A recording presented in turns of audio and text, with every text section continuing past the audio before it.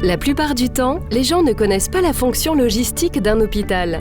Ils pensent aux services de soins, bien sûr, mais ils oublient qu'il y a tout un tas de fonctions support indispensables sans lesquelles l'hôpital ne fonctionnerait pas. C'est le rôle que s'est donné le Logipôle, situé à Loudéac. Le Logipôle, c'est un pôle logistique qui a plusieurs fonctions. La première fonction du Logipôle, c'est la cuisine. La deuxième, c'est la blanchisserie. Et la troisième, ce sont les magasins. Le Logipôle travaille en Centre-Bretagne pour les sites hospitaliers de Pontivy, Loudéac et Plémet et pour d'autres partenaires. En cuisine, le Logipôle approvisionne les sites du centre hospitalier, les écoles maternelles et primaires publiques de la ville de Loudéac, ainsi que la communauté de communes du pays de Loudéac pour le portage des repas à domicile. En blanchisserie, l'activité est essentiellement tournée vers les sites hospitaliers du territoire de santé, ainsi que l'hôpital de Guémené-sur-Scorff. Le magasin est quant à lui exclusivement au service du centre hospitalier. Tout ceci est fluidifié par le service transport du Logipôle qui achemine vers ses différents points l'ensemble de ses produits. Ce Logipôle regroupe un ensemble d'activités qui étaient jusque-là dispersées sur tous les sites hospitaliers. On travaille tous les jours justement pour permettre aux gens de manger, pour permettre aux services de soins d'avoir du linge propre et d'avoir les produits nécessaires pour leur activité.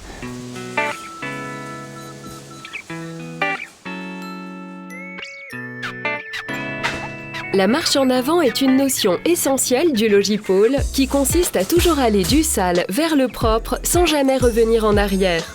C'est le fil rouge du Logipôle et de ce film. Ici, la marche en avant débute par la réception du linge sale des différents sites clients. Nous nous trouvons actuellement dans le secteur linge sale de la blanchisserie qui est conçu selon une parfaite séparation avec le secteur linge propre. Pourquoi cette découpe ? Simplement parce qu'on est dans un système de marche en avant, on respecte les règles d'hygiène que nous impose la norme RABC, donc qui est la norme propre à la blanchisserie. Donc on a déjà mis et conçu l'atelier dans ce cadre-là. Donc on a deux grands secteurs, le secteur sale et le secteur propre, qui sont étanches les uns avec les autres, avec des protocoles différents au niveau des tenues, etc. Et avec des gens qui sont affectés à l'un ou l'autre, mais qui ne transitent pas de l'un à l'autre. Suivons donc cette marche en avant. Vous avez tous compris, une fois le linge sale réceptionné, il est acheminé dans la salle de tri. Vous voyez ces sacs de couleurs suspendus ? Ils permettent aux employés d'en connaître le contenu. Les jaunes, ça consiste à mettre les draps et les alaises. Les verts, c'est des vêtements banalisés. Les blancs, c'est du petit plat. C'est des tris qui sont faits déjà à partir des services au niveau de l'hôpital. Nous, quand on reçoit, on les trie et on les envoie dans les alvéoles où l'article est affecté. Le linge trié tombe dans de grands sacs verts qui vont se diriger ensuite vers le tunnel de lavage qui comprend 12 compartiments sur différents programmes de lavage suivant le linge traité. C'est à cette étape que le linge lavé va transiter vers le secteur linge propre. Le linge maintenant lavé ressort sous forme de galettes pour poursuivre sa marche en avant. Mais d'ailleurs, pourquoi est-il aussi important de respecter la marche en avant ? On évite les contaminations croisées, c'est-à-dire le linge propre et le linge sale en même temps, le linge humide et le linge sec. Donc on a tout un système de marche en avant et tout un flux qui est conditionné par l'outil et qui nous permet de garantir une qualité hygiénique qui soit correcte au niveau du linge. En effet, tout a été pensé pour que le risque de contamination soit le plus mince possible. Il faut donc éviter l'intervention humaine à l'étape du linge encore humide. Comme vous pouvez d'ailleurs le constater, cette salle est totalement automatisée. Continuons. Il existe ensuite 2 voies parallèles pour notre marche en avant. Le linge plat, à savoir les draps et les alaises, continue leur chemin sur des tapis roulants. Tout le reste passe dans 3 grands séchoirs. Intéressons-nous tout d'abord au linge plat. Les draps et les alaises sont acheminés vers le train plat, machine permettant de sécher, repasser et plier le linge.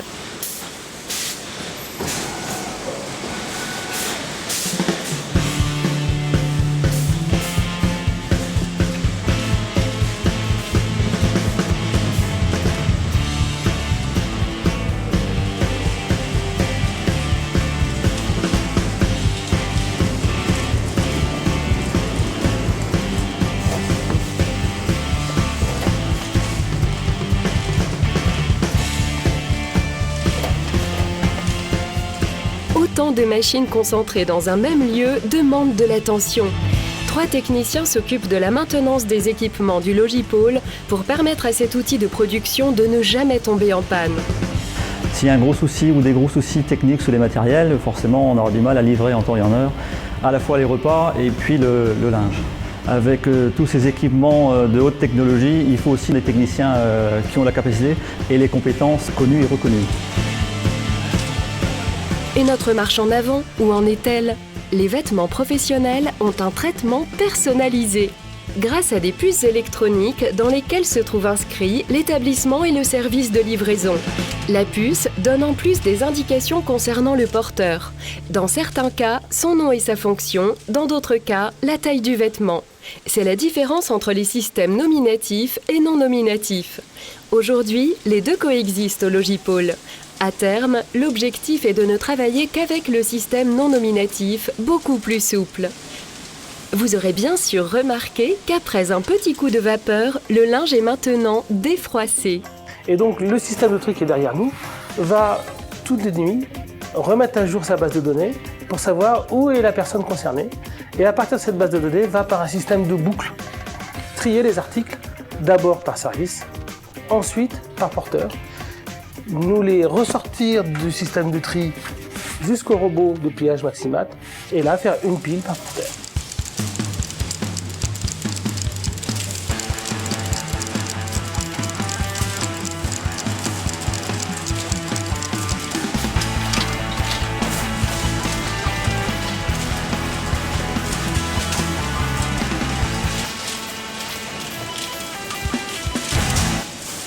Sur 5 tonnes de linge traité quotidiennement, 4,2 tonnes le sont par cette marche en avant. Les 800 kilos restants correspondent au linge personnel des résidents en maison de retraite. Rendons-nous tout de suite au secteur résident pour en savoir plus. Ici, on s'occupe du linge personnel des résidents de manière plus traditionnelle, contrairement au reste de la blanchisserie qui est avant tout un outil industriel. Pantalons, jupes, chaussettes, culottes ou pulls, il s'agit de vêtements de tous les jours nécessitant un traitement manuel de type pressing. C'est un secteur qui, du point de vue du tonnage, est minoritaire, mais qui, du point de vue des effectifs, est important et sensible car les résidents sont évidemment attachés à leurs effets personnels. Linge propre, plié, chariot rempli, les établissements sont prêts à être livrés. Mais avez-vous tout bien retenu sur la marche en avant de la blanchisserie? Un petit récapitulatif s'impose.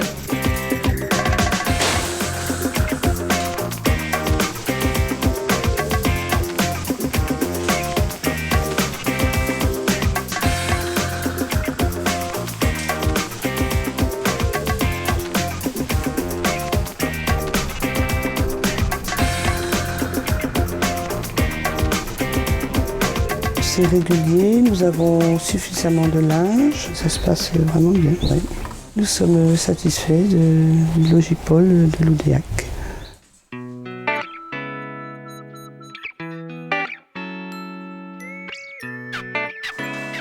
À l'image de la blanchisserie, nous allons voir que la partie cuisine respecte aussi la marche en avant. Les produits alimentaires sont réceptionnés et stockés soit dans les chambres froides pour les produits frais et surgelés, soit dans le magasin pour les produits secs type pâtes ou conserves.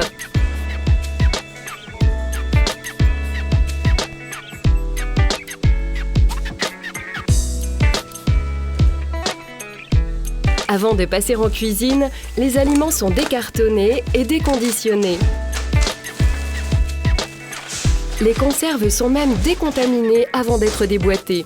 Le but est que les cuisiniers récupèrent uniquement la matière première prête à l'utilisation. C'est dans cette chambre froide qu'ils pourront venir prendre les aliments dont ils ont besoin pour l'élaboration de leurs plats. C'est une pièce commune au personnel de cuisine, mais qui respecte toujours le principe de la marche en avant.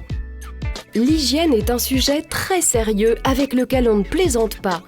C'est une éducation, la marche en avant, la qualité, et je pense que les personnels sont excessivement sensibles à la mise en place et au respect de la qualité dans notre cuisine. Et le respect de cette qualité passe par des postes périphériques, mais néanmoins essentiels, comme celui de la plonge. C'est d'ailleurs grâce à son travail que chacun peut venir se servir en matériel propre. D'ailleurs, vous aurez noté qu'ici on est loin du placard de plongeur qui nous vient à l'esprit. Au Logipôle, les bâtiments ont été pensés et construits pour le confort de travail du personnel. Nous avons beaucoup travaillé pour que justement les gens qui travaillent ici, nous avons presque 70 personnes qui travaillent en permanence, se sentent bien. Donc il y a beaucoup de lumière, beaucoup d'ouverture vers l'extérieur. Nous avons beaucoup travaillé sur l'ergonomie, les postes, pour que les gens n'aient pas un sentiment de confinement. Revenons maintenant à nos casseroles. Nous nous trouvons au cœur du dispositif, la salle de cuisson.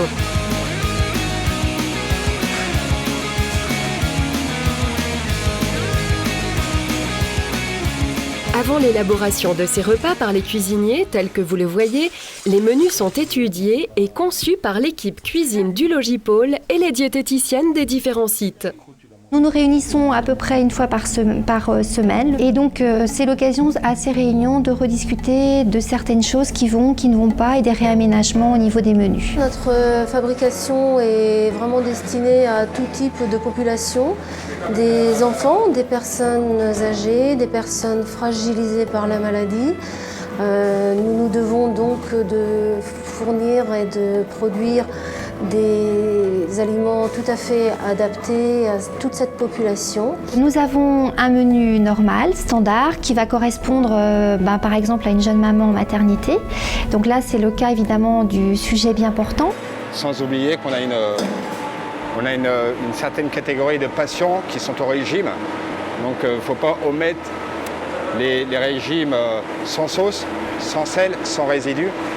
Donc on a toute une variante, toujours sur les mêmes menus. Puis donc nous allons, à partir du menu normal, standard, salé, le décliner selon les différentes pathologies, selon les différents besoins de la personne, selon les contraintes liées à la mastication. Au premier abord, on pourrait croire que cette cuisine est très industrielle, mais on fait énormément de cas par cas. Et on essaye de répondre au mieux à la demande et de proposer une grande diversité de plats. Les entrées et les desserts sont préparés dans des barquettes individuelles, dans la salle dite des préparations froides, tandis que les plats chauds sont eux élaborés dans la salle de cuisson, avec un conditionnement un peu différent en fonction de leur destination de livraison. Le conditionnement en barquettes individuelles des plats chauds est utilisé pour le portage des repas à domicile, s'élevant à environ 200 par jour sur les 4000 repas préparés quotidiennement. L'autre type de conditionnement est la multiportion pour les collectivités et les hôpitaux. Sur chaque site, une cuisine relais reconditionne les plats à l'assiette avant de les servir.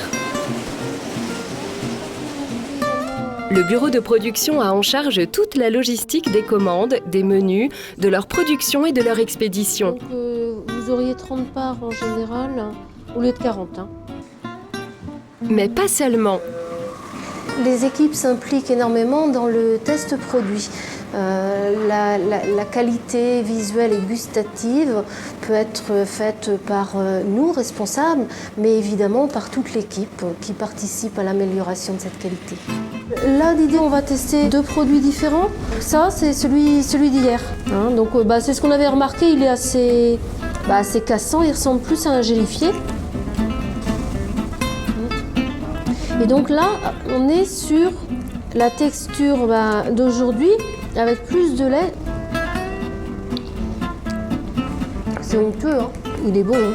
Ah oui, il n'y a rien de... C'est vrai que l'image du repas à l'hôpital est souvent l'image d'un repas qui n'est pas bon, qui est insipide. Mais on essaie quand même justement d'amener quand même une variété, d'amener un petit peu de saveur, d'amener un petit peu de couleur pour que les gens arrivent à retrouver un petit peu le plaisir du plateau.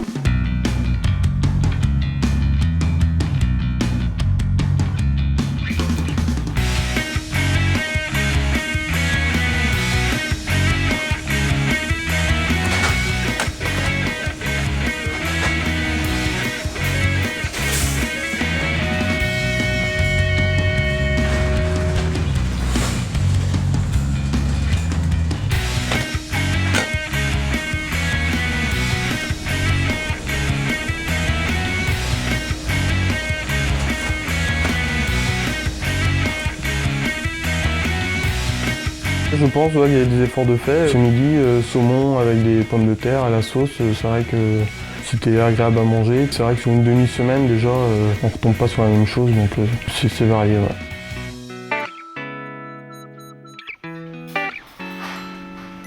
Au cœur même du Logipôle se niche un endroit inattendu. Une réserve très utile de matériels et fournitures diverses pour les sites hospitaliers. Mais c'est aussi en interne un lieu de stockage des denrées pour la cuisine centrale. Au quotidien, on gère les stocks, et les réceptions, les livraisons, les demandes des services aussi, les dépannages. Ça, c'est polyvalent. Au magasin central, il y a plus de 500 références et environ 300 en alimentaire. Ça va donc des protections, donc qui sont les couches et tout ce qui est change. Après, vous avez donc les produits à usage unique, tout ce qui est jetable. Vous avez tout ce qui est alimentaire, donc les boîtes, l'épicerie, les compotes, confitures. Le rôle du personnel de magasin est bien sûr de gérer le stock. Ils doivent prévoir en permanence 1 mois d'avance, en cas de crise notamment. La gestion des stocks est compliquée parce que la demande n'est jamais constante, donc il faut toujours anticiper. 3 personnes quotidiennement ont en charge la préparation des commandes. En moyenne, ils préparent et livrent 15 rôles de marchandises par jour.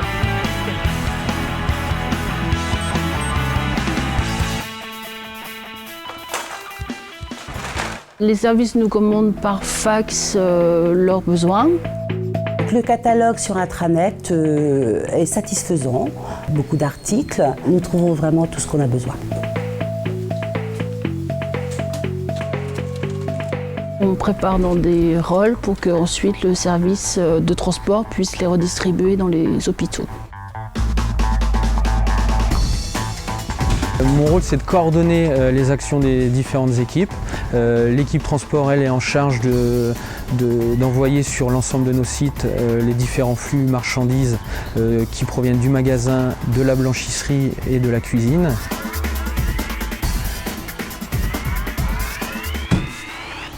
Et au quotidien, 5 jours sur 7, ce sont 3 poids lourds qui sillonnent les routes du centre-Bretagne, avec à leur bord, bien sûr, des équipes qui assurent les livraisons pour les différents sites clients. Donc c'est beaucoup de réactivité, beaucoup de dialogue avec les équipes.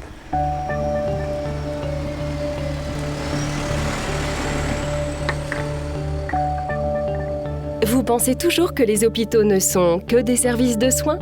Les établissements hospitaliers ont besoin d'une structure comme le Logipôle pour pouvoir fonctionner.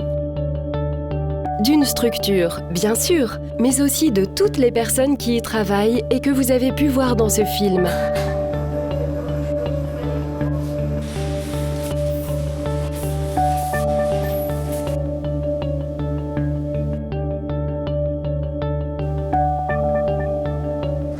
C'est vrai que toutes les prestations qui peuvent être apportées pour que les services de soins assurent leur mission n'est pas visible par le patient. Ce support peut leur permettre de comprendre un peu mieux certaines choses, de comprendre les organisations, de savoir comment on traite leur linge, de comprendre nos difficultés. Je trouve très intéressant que des personnes puissent découvrir notre activité, venir tester des produits, venir voir nos fabrications. C'est bien que notre métier soit mis aussi en lumière parce qu'on n'est pas vraiment, nous, en premier plan, on travaille un peu en réseau en dessous. Et c'est une très bonne chose de mettre en valeur l'ensemble du personnel qui assure ces fonctions prestataires. Donc des cuisiniers, des magasiniers, des blanchisseurs, des buandiers, des chauffeurs. C'est aussi important que, je dirais, une infirmière ou une aide-soignante pour un hôpital. Donc c'est vrai que ce film permettra de faire découvrir ces métiers et c'est très important. On imagine également que le futur d'une structure comme le Logipôle est tout aussi important. L'évolution, je dirais, c'est de trouver d'autres partenaires, publics ou privés, de bien stabiliser notre outil de production et le pérenniser.